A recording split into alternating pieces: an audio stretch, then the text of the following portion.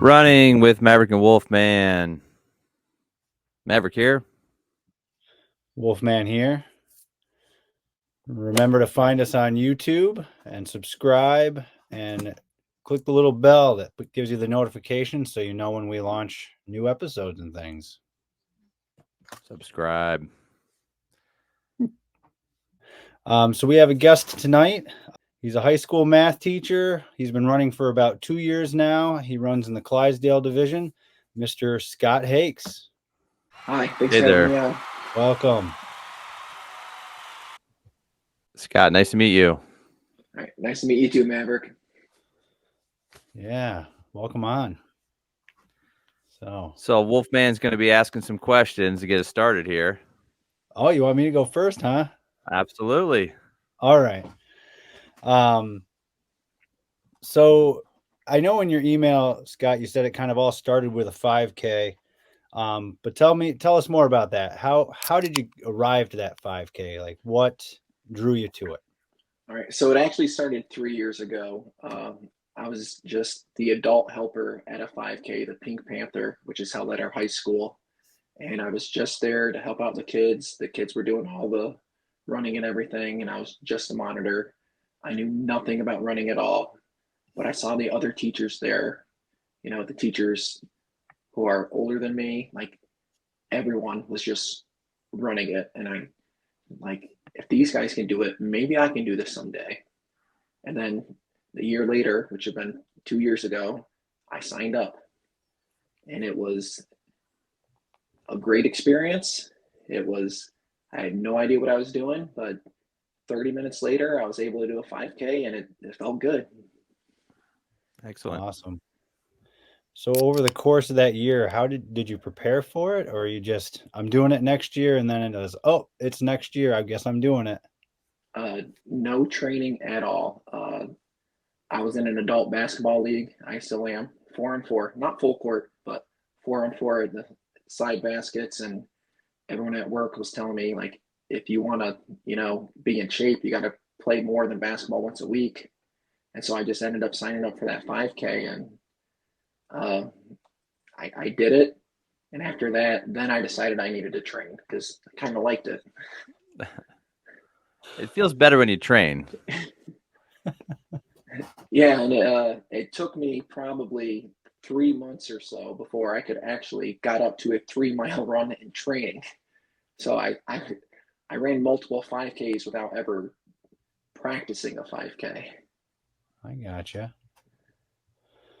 Good. Yeah, I think the first 5K I ran when I was like 14, and cramp all the way.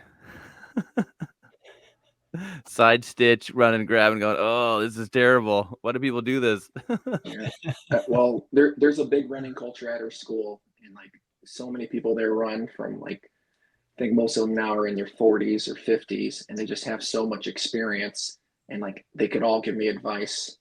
So they told me the first 5K, they're like, wear some nice comfortable socks, wear some pair of Nikes or something, because obviously I didn't have running shoes, I didn't have running shorts.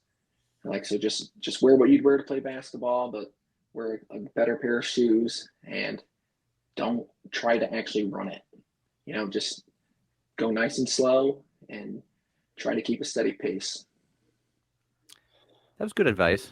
Yeah, that is. So how do you prepare for a 5K now? Like what's your training look like? Okay, so it's a little unconventional because I play basketball once a week, so that's a curveball that no one's really been able to answer for me of how to prepare that way. Um, Now I probably run 5 days a week, play basketball one day a week, and have one rest day. I try to I get up to 30-ish miles is what I try for. Had a little bit of a knee injury the last month or two, so it's been closer to 20 miles and just building myself up. But do my long run on Sunday, which try to get 8 to 10 miles. Then throughout the week, might do one workout on a Saturday, some type of intervals or threshold or something. And then during the week, it's just, slow and steady, easy runs. Is your basketball game better from running? Yeah, So I'm a post player, 6'3", and my game has had to change because I can't just post up and like use my weight to push people around. So I'm more of an outside, inside type of player. Um, but I don't have to sub out of the game anymore. Like I am in great condition. I'm so much quicker. I can actually drive to the basket a little bit. Right. So overall, my basketball game way improved. Right. My dad always ran to play other sports. That was his primary focus. He was a good runner, but he would run just so he could play baseball, football, whatever he was trying to stay in shape for. So I get that. Yeah, I actually convinced the point guard for my basketball team that he needed to start running. I told him because he would love running, but it's really so he could get more playing time in basketball. So we got 2 runners on our team now. We've been doing much better this season. Awesome. If you run though, it makes it so much easier. So you'll be in way better shape. You like you said, you won't have to sub, and the sports get easier. So I always thought it was a benefit to run in your sport for preparation. Yeah, the first half of basketball games, like they might be difficult. The other team's got a big guy, but second half he's winded. You know how most big guys are in basketball. They can't do much in the second half, but I'm still going, so it's been great. Nice. So, for those that might not know, what is the Clydesdale division?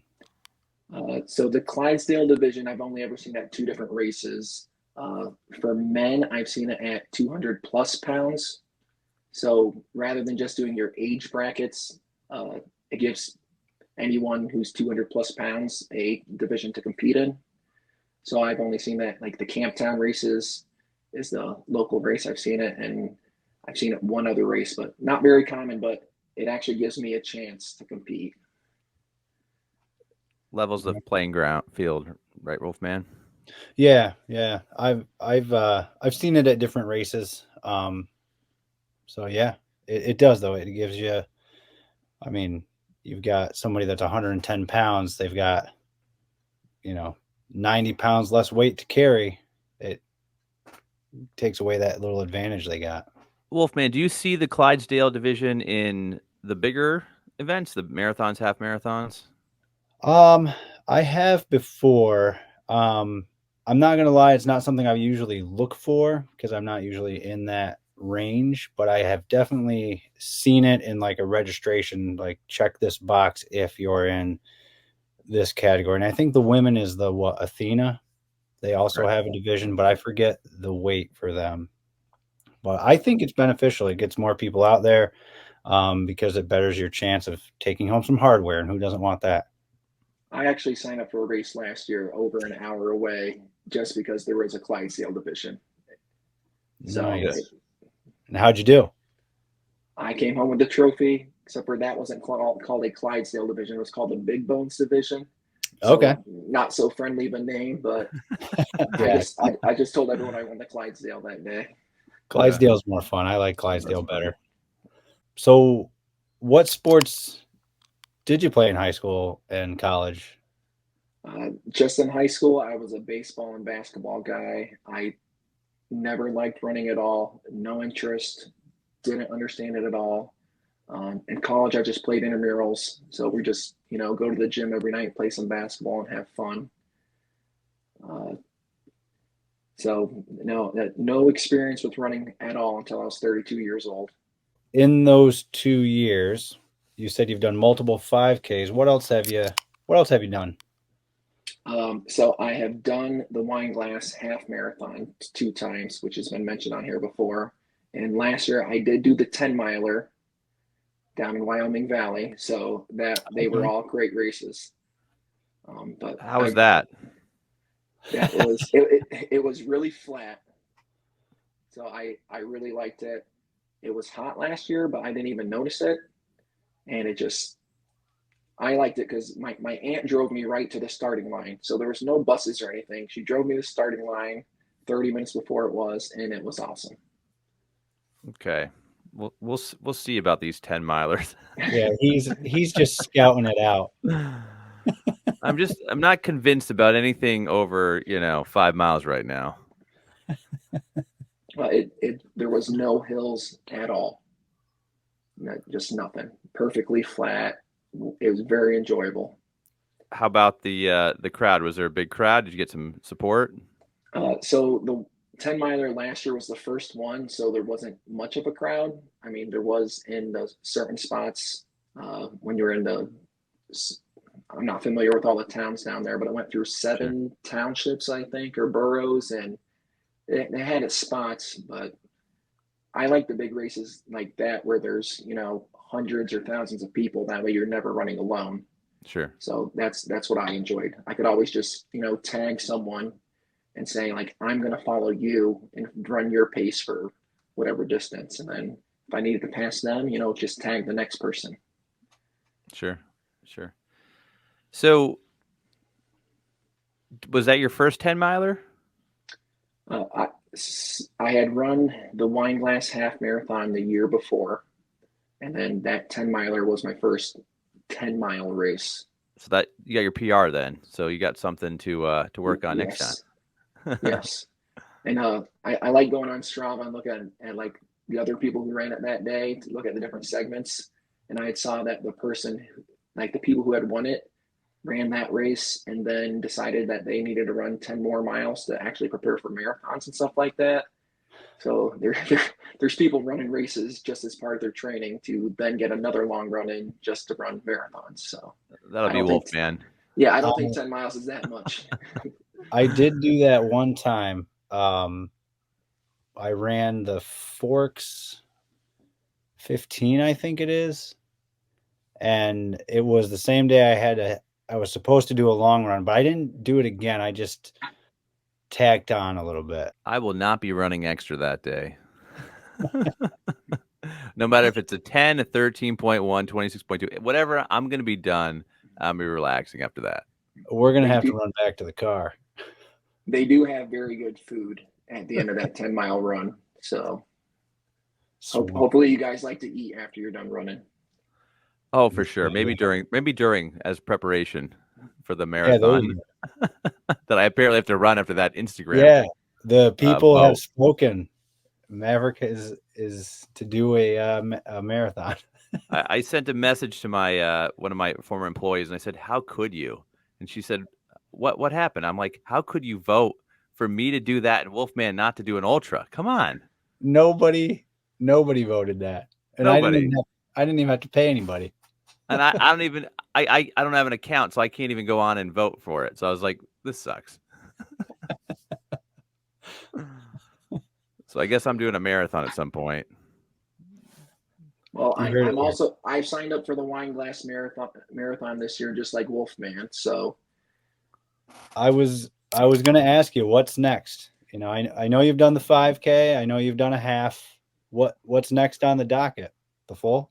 the full marathon at Wine Glass this year. And to tell you how I got the first Wine Glass half 2 years ago is I was talking to a coworker about it, and she told me, if you don't sign up for it this year, you're never going to sign up for it.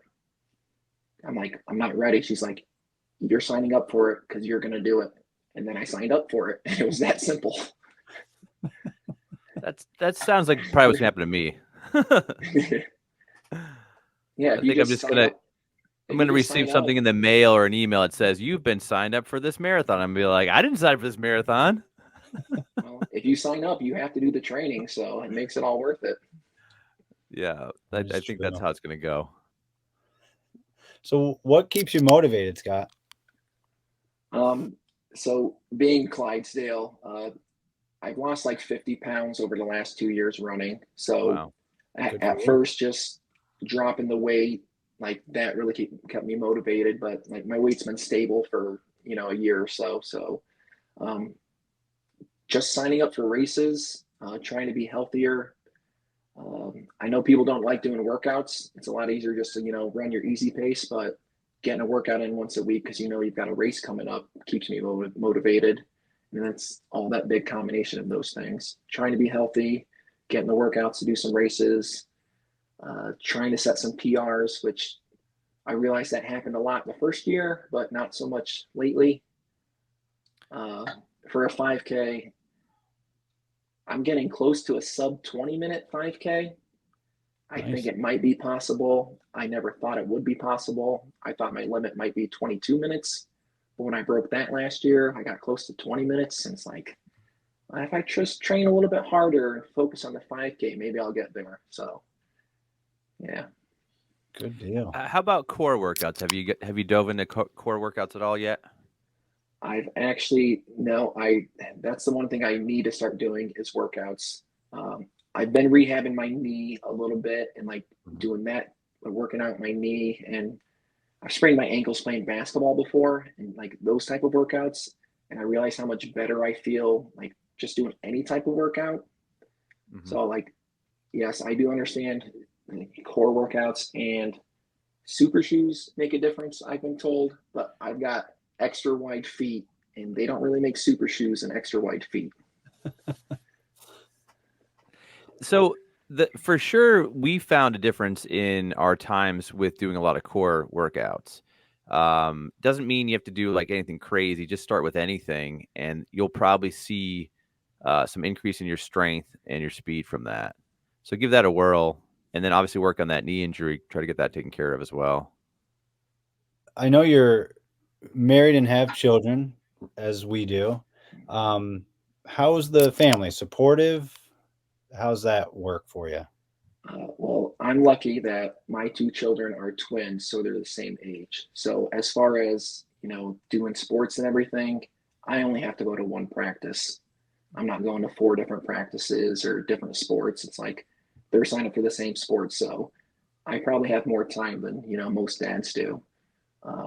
I can normally get my runs in, like I'm a teacher, so I'm done with work at 3:05. I can get my run in and everything and be home, before 5 o'clock, like some people are. But my family will go to any race where there's an event for the family. If there's Chinese auctions and face painting, they're at those races. If the races don't have that stuff, I'm on my own. But they're very supportive. They always ask me how I'm doing on my runs and everything. My wife's very supportive. She likes that I'm doing it and staying healthy. She did actually run one 5K. She did a turkey trot one year, and she decided she's never running again. But no, at least she did it. Yeah. Well, her problem was she went out with her cousin, and they ran a 9-minute pace for the first mile, and then they blew up. So yeah, you don't want to go all out in the beginning. You want to take it easy. Wanted to get that turkey. Yeah, but the beautiful thing about turkey trots is if you're running a turkey trot, you don't have to do any of the cooking. So that's my plan, is just do turkey trots every year. Yeah. Nice. Now, do you do the same one each year, or you find different ones? I've just done the Sarah turkey trot the last couple of years. I think maybe in the future there might be a diamonds race, but that 9 miles of hilliness doesn't sound too appealing to me either. No, it doesn't, does it? Well, only a crazy person would do that every Thanksgiving. I know where you train a lot, Scott, and I think I don't think you'd be too damaged by the hill. Yeah, that's true, because we have a lot of hills around here, and like when you say something's hilly, like that's probably not too hilly, because that's all there is around here is hills. So I think you would be well prepared. And if you need a ride down, I'll be there. You got to find your own way back, though. I got to go to the in-laws. It's a long run back, huh?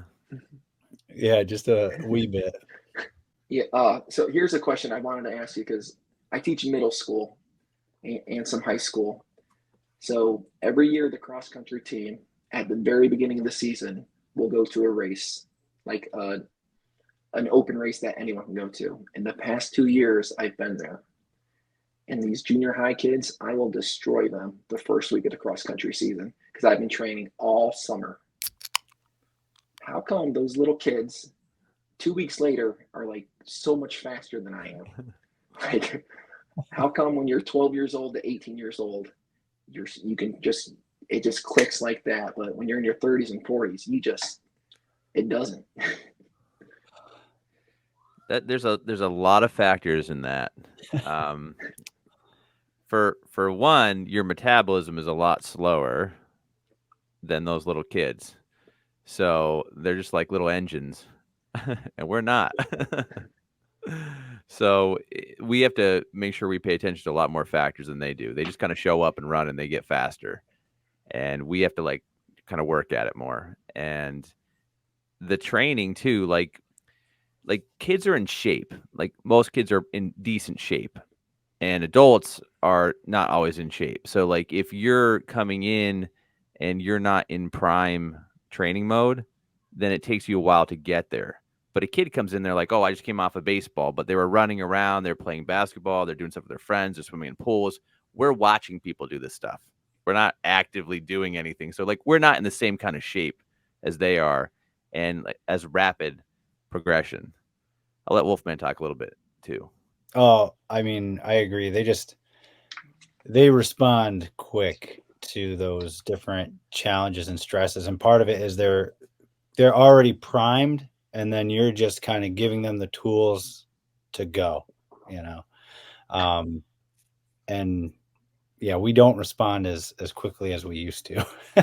Also, another thing that I've noticed too is that like when I've watched like my kids, cross country races and stuff, there'll be kids that run a great time and then they only do it once. So it might be the first race, the last race, the third race, and you'll see this like on teams where there'll be like kids that fluctuate. They'll be like the best, then they'll be the worst, then they'll be in the middle. They'll be all over the place, and that's not really how it goes for adult runners a lot of times because we kind of know the pace, we know what it feels like, we know how bad it's going to hurt. The kids don't know that all the time, so they'll go run super fast out front and then hold that pace, and then they'll look terrible, but they finish fast, and then they'll say something like, "I'm never doing that again. That was awful. I'm never gonna do that again." And we're dumb enough that we're like, "Oh yeah, I'll do it again. I'll push through that again. It'll suck, but I'll do it." Yeah, I've noticed when I race the kids, it's just a mile and a half out and back, and like I go at the pace I need to be at, and all the kids are way past me. And we get about the turnaround point, and I start passing all the junior high kids. And I'm like, "Yep, you guys don't even know what you're doing right now." But it feels good to pass them, but I think if it was at the end of the season, they would smoke me. And their pacing and strategy improves dramatically, like you just said. Like you already know, like I'm going out at this pace, I'm gonna hold it, and then I'm gonna pass people later. A lot of times when you're new to running or it's early in the season, you think you've got it down, but you really don't, unless you're an experienced runner, and then you tend to just know what to do. I found that out the hard way. I know I used to do that too. I used to go out too slow and try to draft off people.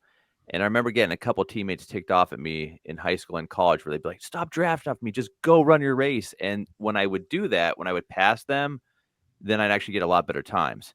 But I just kept thinking, I'm as fast as this person. I'm not any faster than them. But then you don't know until you try. So you have to go at a faster pace at some point in order to run faster. And I actually remember saying that to a kid. I shouldn't say kid. I remember we were like in our 20s. I ran an indoor meet, and this one guy ran super fast half. Like we were running the mile, and he ran something ridiculous for like, two O's maybe for the first half. And I think he might have even held pretty good for the 1200. And then he just died in the last lap. And I said to him, I said, "That's crazy. What were you doing? You've never run that fast before." And he's like, "Well, if you don't run that fast, then you never run that fast." And I was like, kind of makes sense. Like you've got to try it. So even if you die in the last lap, at least you tried it, and you never know unless you try it. So I get it. I get it now more than I did then. Yeah. My first couple races for pacing, my strategy was I would find an old lady because I thought if someone's an older lady running a race, they know what they're doing, they know how to pace themselves, and I would pace myself off of them.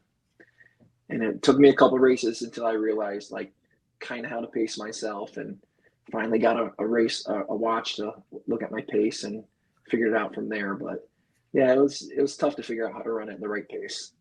I could just see it. Like you go to a race, there's like no one over 40. You're like, oh my God, what do I do? Now what? Yeah, that's when you run a little bit and then start walking and run and walking, and you just have no clue what you're doing. But it definitely does take time, like you said. I think it actually took me about 3 months of racing before I could actually finish a 5K without walking at all during it. Like it took a while, and you guys probably don't remember those days, but when you're first learning how to do races and run, the pacing is just it's tough. I don't remember racing so much, but I remember my like first training runs. My brother and I would run a mile and a half down the road, which seemed like eternity at the time. And we would turn around and walk back because one, the walk back was uphill.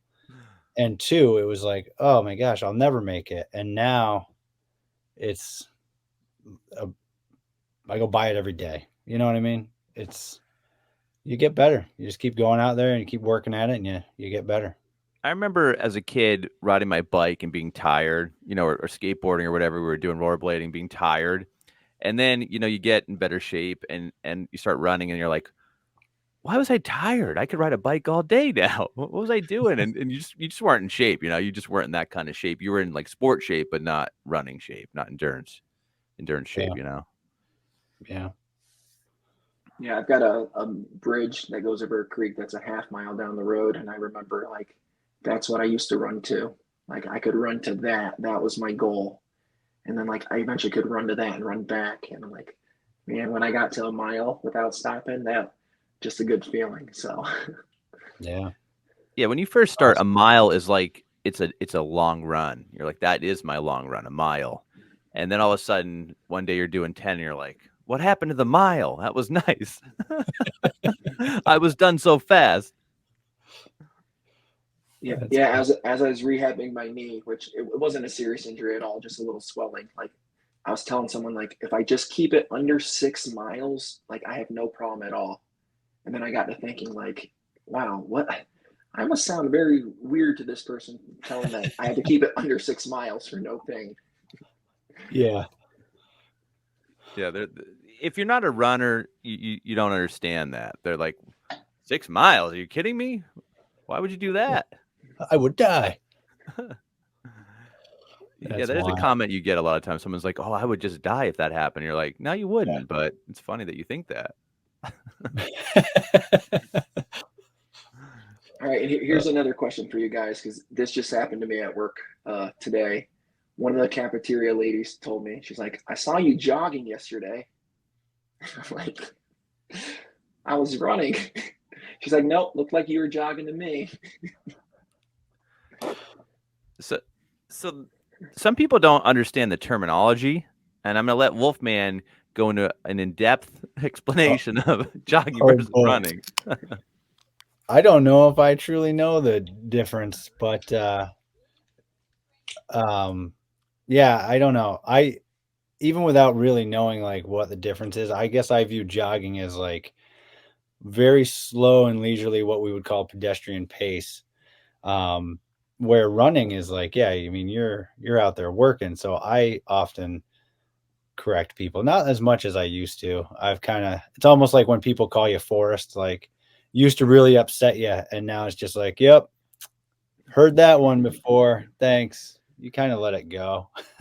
None of it really bothers me anymore when people call it jogging. I do laugh though when someone says like, "Hey, I saw you, riding a bike," and I'm like, "That wasn't me." But like I said, most of the time I don't care if they call it jogging, running. You were flying. You were going so fast. What were you doing? It doesn't matter. You get all those comments. After a while, you get kind of used to it. And but yeah, I would say jogging is more of a leisure pace, something that you can maintain for a long time and not be tired. You can talk through more moderate to very minimal running. You're basically breaking into a run, but you're not really running. It's more like a walking type pace that you have one foot on the ground. That's how I define it. Well, I've been told for most of my training runs, like, let's say you run your 5K at a 7 minute pace, then most of your runs should be at a 9 minute pace or slower, just your easy runs if you're not doing a workout or something. Keep your easy runs easy. So, Right. Yeah. would that be jogging or? Once again, it Well, depends on like if we brought on a world class runner, almost everyone they see is going to be jogging to them. And if we bring on a person that just started running last week, everyone's going to be basically world-class runners. So it's very specific. It's kind of like saying, is this person attractive or not attractive? It's, we can argue it all day. So for me, I would say jogging would be something that most people could kind of maintain and talk and have a conversation with and not be tired out quickly with, versus running would be more difficult pace, something that they can't do all day, that they can't talk maybe the whole time with. And it's very specific to the person. So that, like I said, that's how I would kind of define it personally. Yeah. The one that always gets me is I ran a marathon. Oh, how far was that? Or, I went for a 10-mile run. Oh, a marathon? No, a 10-mile run. Yes, people do call 10-milers marathons, by the way. Yeah. 9.1, what doesn't matter. Like if it's over, like, Yeah. I don't even know. Like if it's anything long, they call it a marathon. So let's be specific about that. That is a 26.2 miler. It doesn't count if it's less. It's not a marathon. Right. And an ultra marathon has to be long. It's not going to be just 26.2. So that's not an ultra marathon. That's a marathon once again. Yeah. People get those mixed up as well. They're like, oh, yeah, it's all the same. Does the ultra marathon have a standard distance? Does anybody know? That's a true question. I don't know. My understanding is 50 miles or greater. Okay. That's my understanding. Now, I could be wrong. We'll have to check this and double check this, because we'll get told about it. But I'm pretty sure. Especially since we're griping about it. Wolfman's well, it's not 26.2. I know that for dang sure. Wolfman's going to find out. Wolfman's going to find out when he starts doing all his trail races, all his ultras. You'll find out. Yeah. Yeah. That's not happening. Have either of you two done any like loop races to where it's like 3 hour or 6 hour, any type of loops like that? I never have, no. I have done a 3 hour loop race before, and the first year I did it, I couldn't go 3 hours. But the second year, I was able to go 3 hours and just keep a slow pace and have a long run. And I wasn't able to do a marathon or anything, but that's not too bad. Just running for 3 hours. Is that what it is? What's Instead the of a loop? distance, it's just a time? You run for X amount of time? The loop was like 1.03 or 1.04 miles, and it's just how many ever loops you can do in 3 hours Without losing your mind. You're allowed to lose your mind. You just got to keep going. That sounds like when Lori was saying that about the submarine thing. Yeah, yeah. Is that kind of? It might have been right? that. It might have been the same kind of race. Yeah. I didn't know they were called a loop race. I did not know that. I don't know what the official term is, but when you run a loop multiple times, that's what I'm going to call it. Sounds good to me. I like it. Call Google. Let's make that the definition. All my loop races were on tracks, pretty much.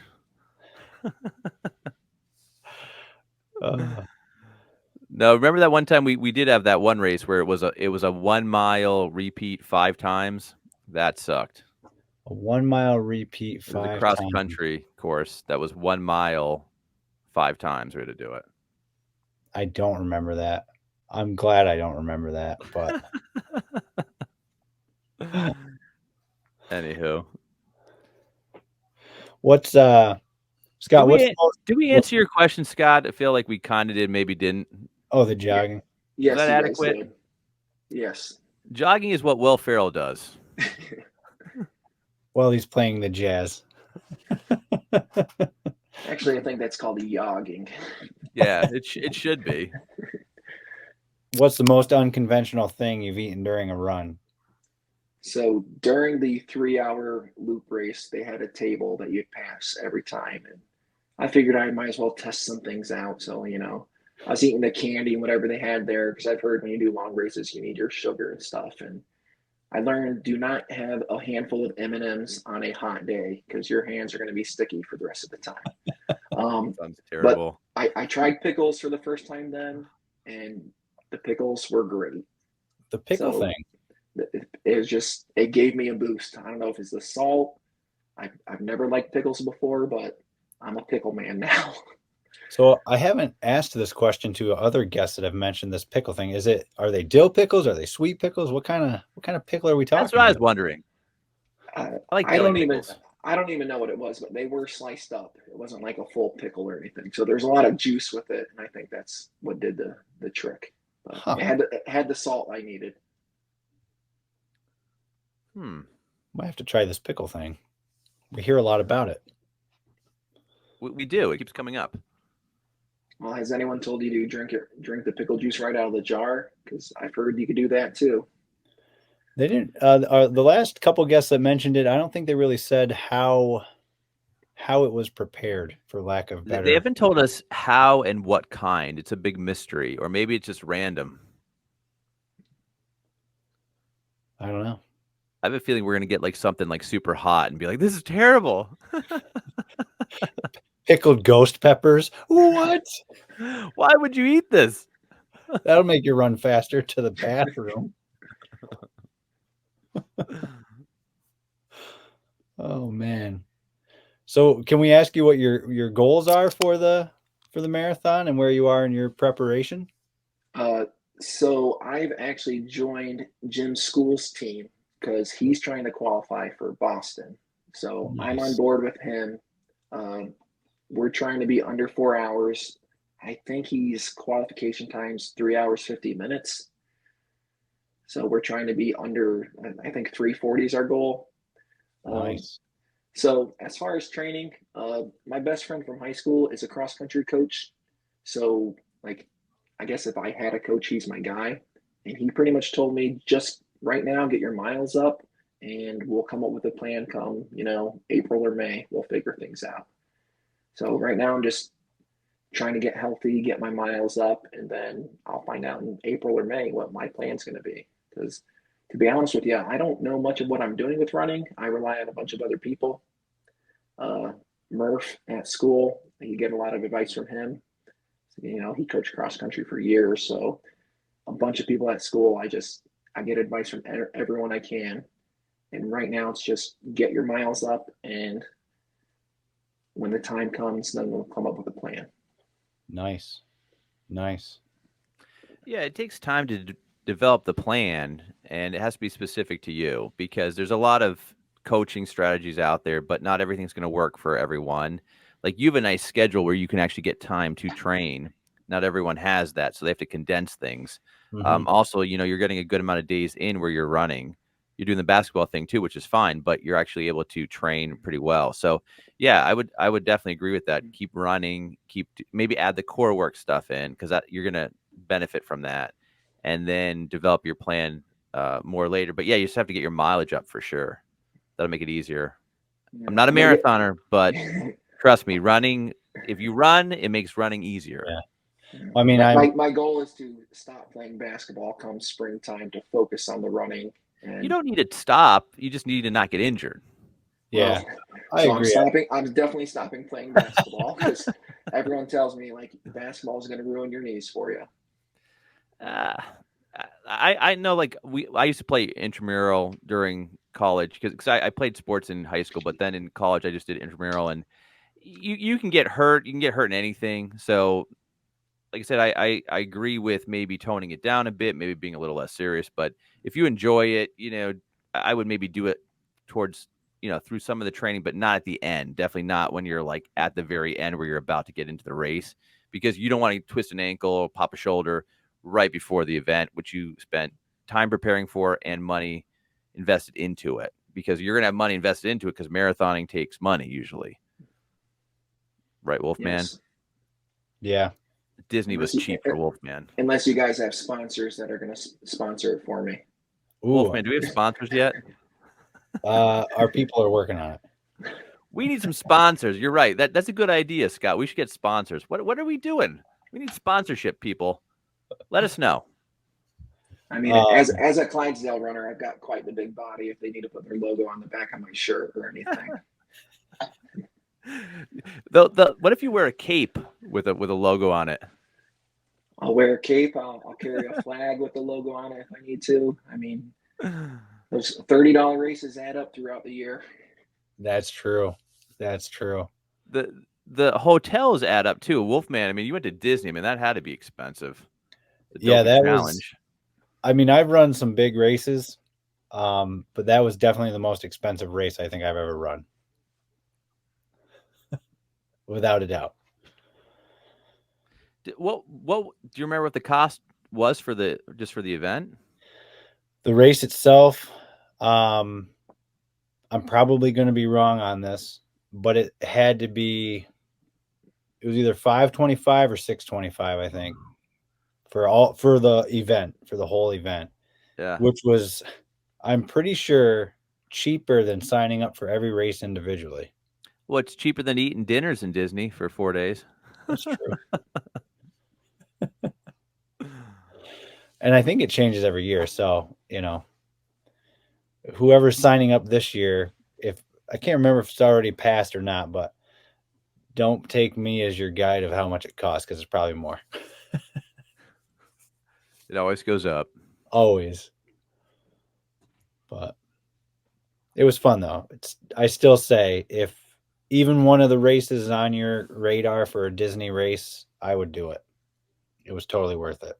You doing one, Mav? If I go to Disney, I don't think I'm going to be running too much. I think I'm going to be running after the kids. What about you, Scott? You going to do one? Definitely not a Disney type of guy. I've actually never traveled for a race before too far. I thought about, like, can you make a trip out of it with the family? Like, is it worth it to go on some type of vacation to go run for 20 minutes? And then, I don't know. I'm just not there yet. Based on most of our guests, yes, they would say yes to that. We used to do it through high school. Like, we'd go on a summer vacation, and my brother and I would sign up for a local 5K in the area and do it.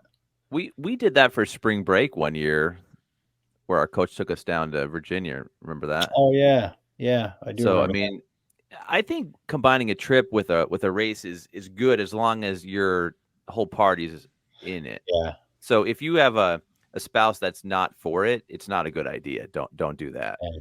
But if your spouse is on board, if your kids are on board, then it could be fun. But I wouldn't monopolize it. So, like, Wolfman had done 4 events in 4 days, but then still walked the park. He wasn't laying on a stretcher going, I can't do anything today. I'm gonna have to rest for tomorrow. But if he did that, he would have been in some trouble. That's what I think, right, Wolfman? Just a little bit. I had one race my family came to, and they had face painting. So they got in line for the face painting right as the start was happening. So they missed the start of the race, and it was just a 5K. So about 25 minutes later, I'm in the building looking for them, and they're getting their faces painted still. Like, you guys came to my 5K, didn't see the start, the end of it, or anything. But man, at least you got your faces painted. That's it. That makes them happy. Yeah, they were there. That's awesome.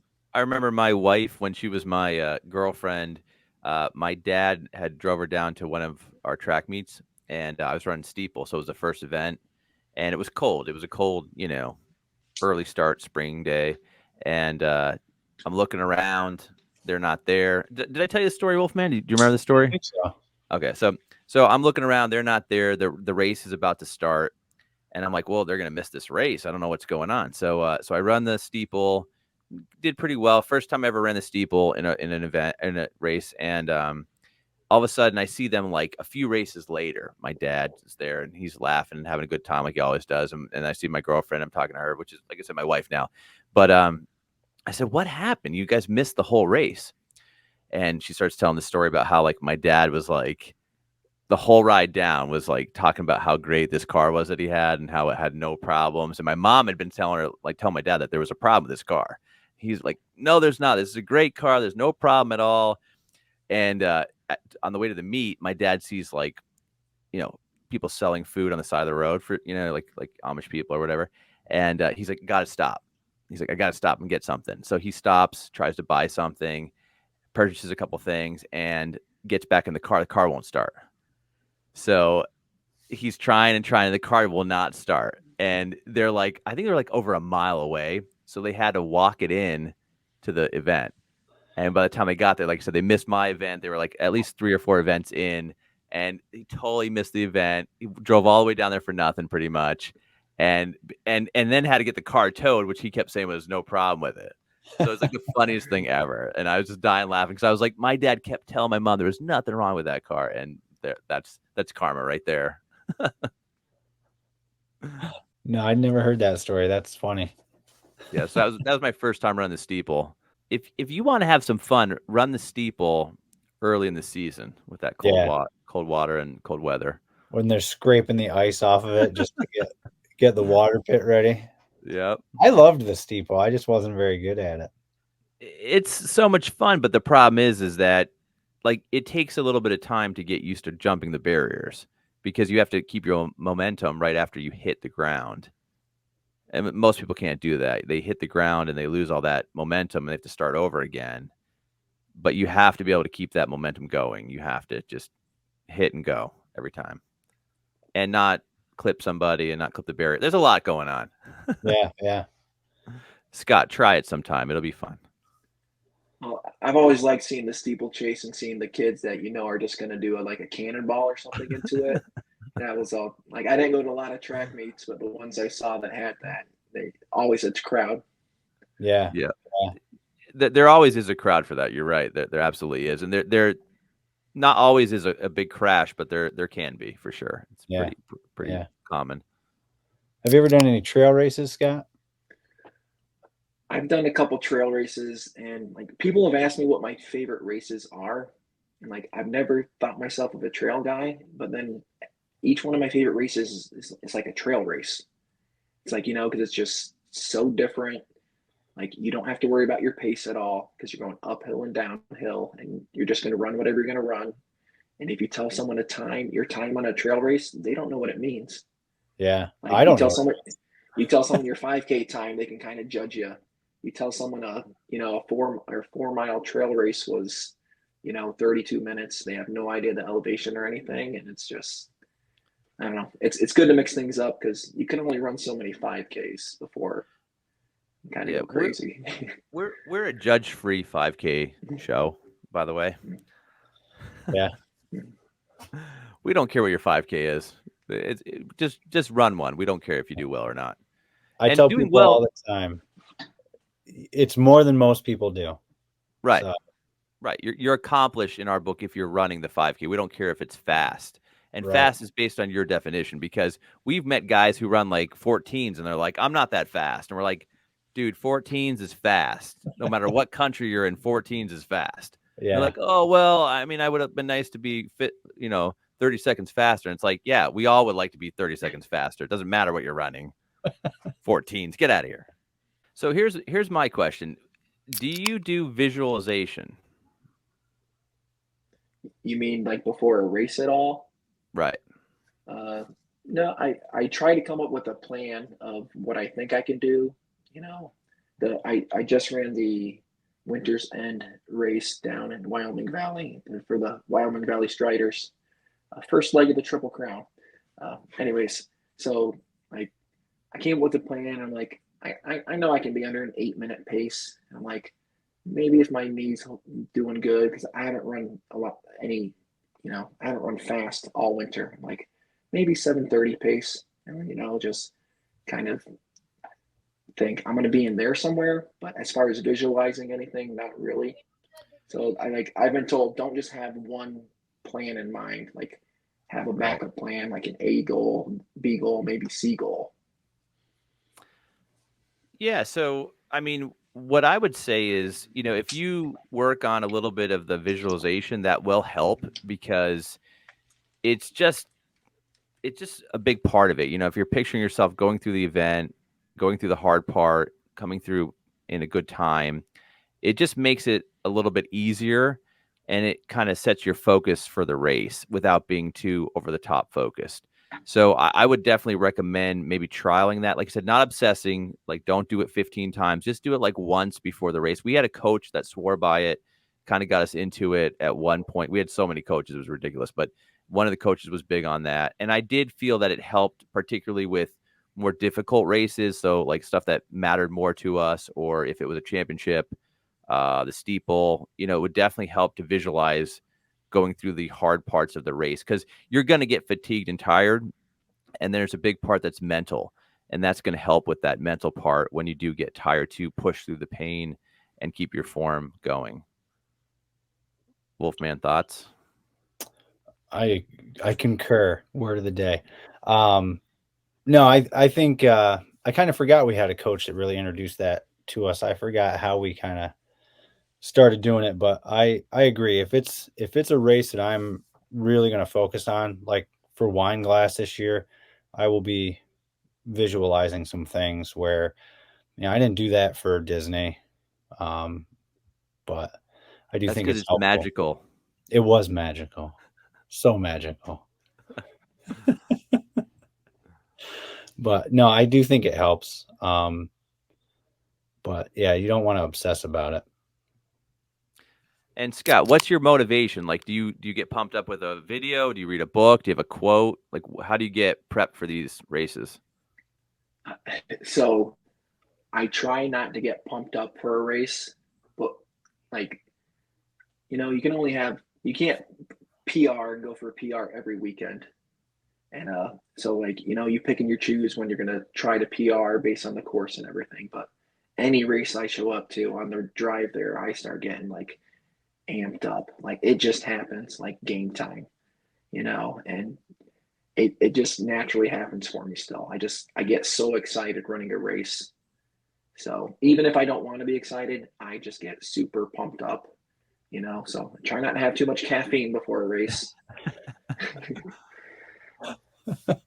I know when we were in college, and Wolfman, I don't know if you remember this part. I used to get like really revved up, like we were going into battle, and I'd be like yelling and Oh screaming yeah, and pushing people.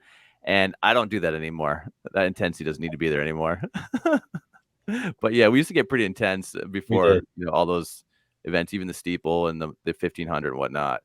And Yeah, but that, I mean, you're talking like you are going for a PR, like you said, not going for. We were going for PRs every time, and we were going for titles and awards and all kinds of stuff. And that's a different world though. That's different intensity.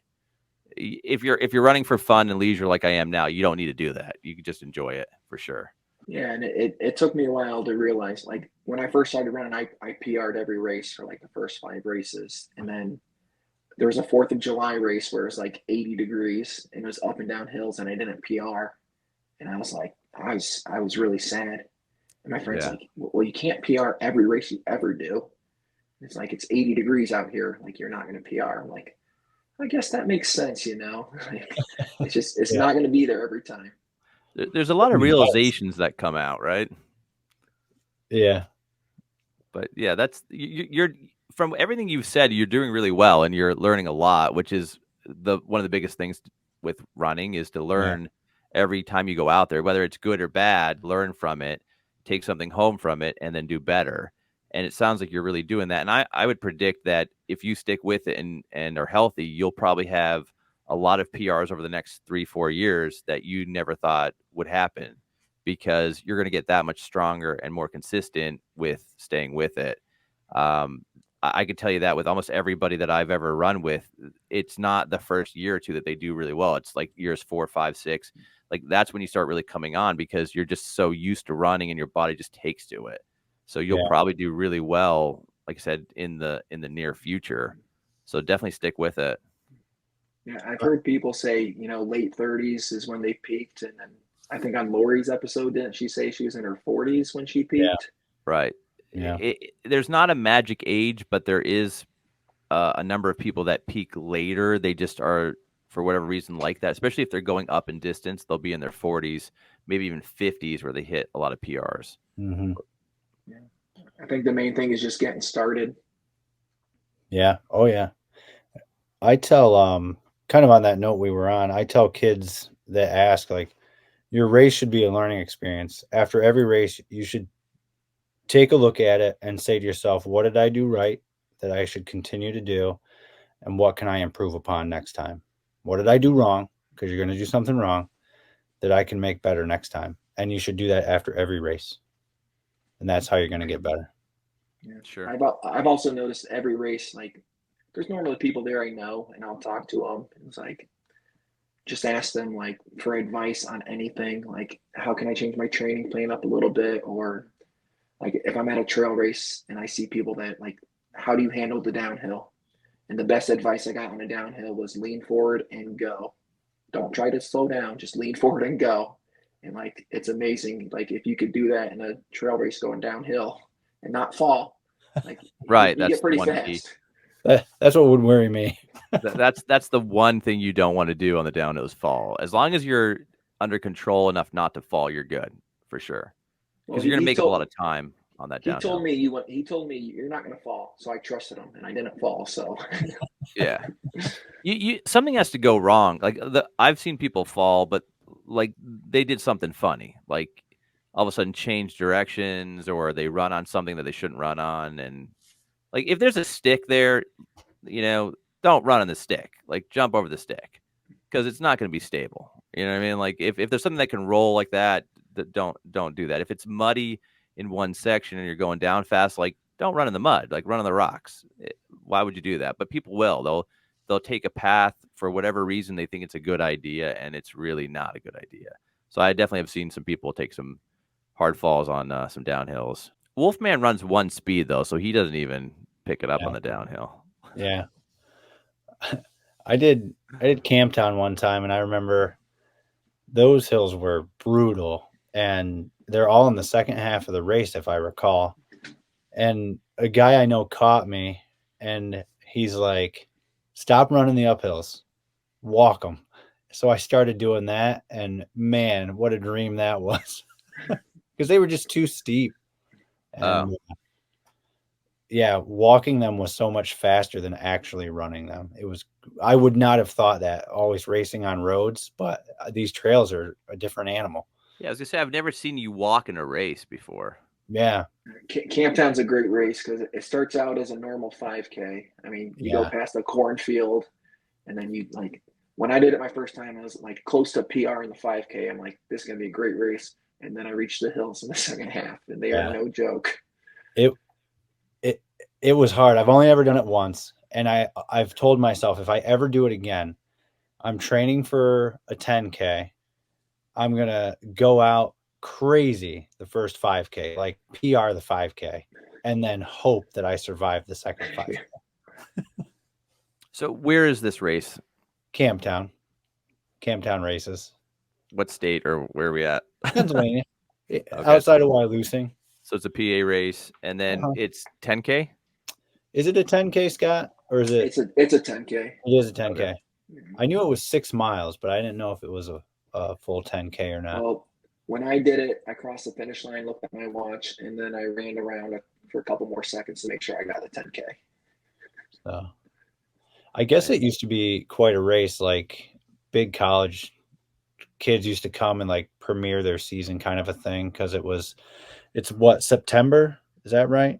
Yeah, the first or second week of September, somewhere in there. Yeah, so it was kind of right at the beginning of the college season. So some of these schools would bring their teams and kind of see how they would fare. Scott, have you done a mile?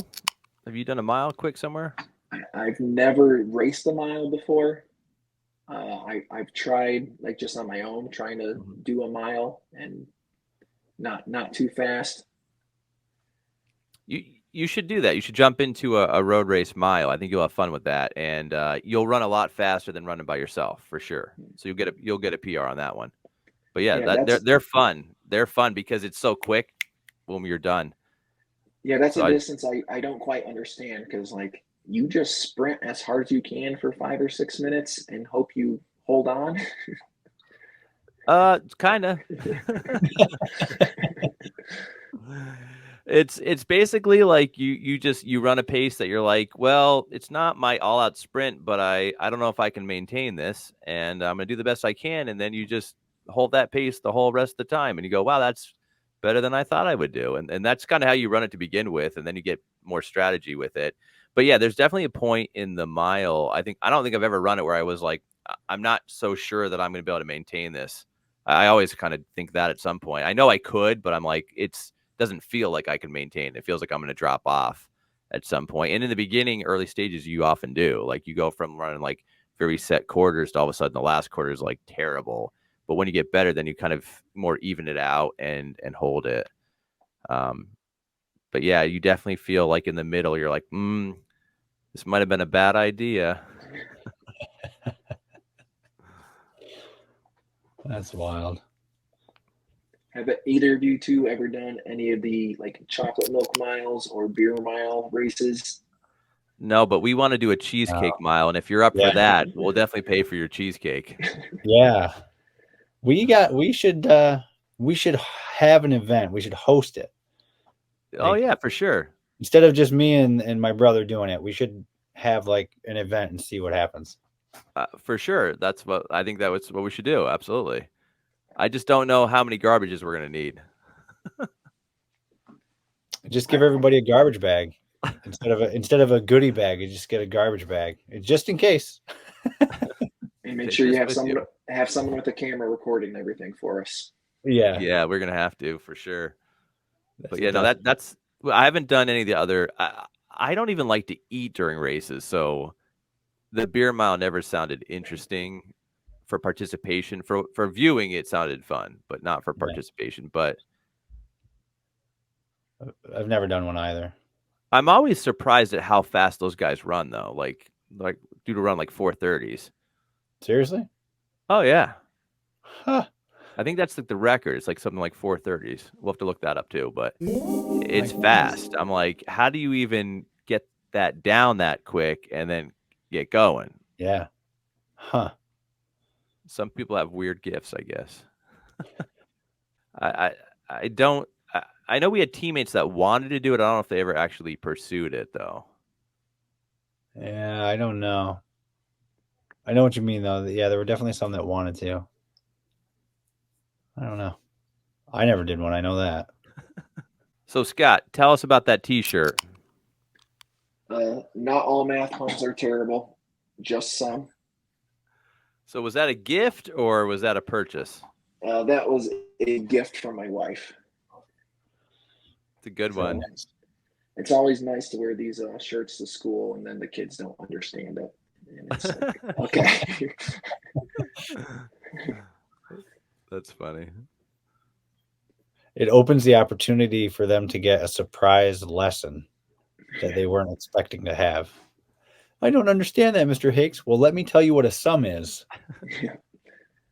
I am out of questions and bubblegum. I could ask more questions, but it's getting kind of late, and I don't want to monopolize this conversation. But like I said, Scott, it sounds like you're doing really well. I mean, I would definitely recommend just mixing things up, having fun with it, doing some core work. You're doing all the investigative stuff that you need to. You're asking questions, you're figuring things out. So you're doing all that preliminary work that helps you build into a better runner. So I would say just keep up with that. If you have any questions for us, feel free to ask. We'll be happy to answer them. Most runners are really cool about that too. Like if you go up to people, very rarely did I have someone who was like a real jerk that didn't want to talk or get into any kind of training questions or even just advice. Most people are really cool about it, and definitely keep up with all that. And thanks so much for being on the show. We really appreciate you, with sharing your story and how you came into running. Yeah, we appreciate it. Thank you guys very much for having me. And I do appreciate your shirt and your math jokes.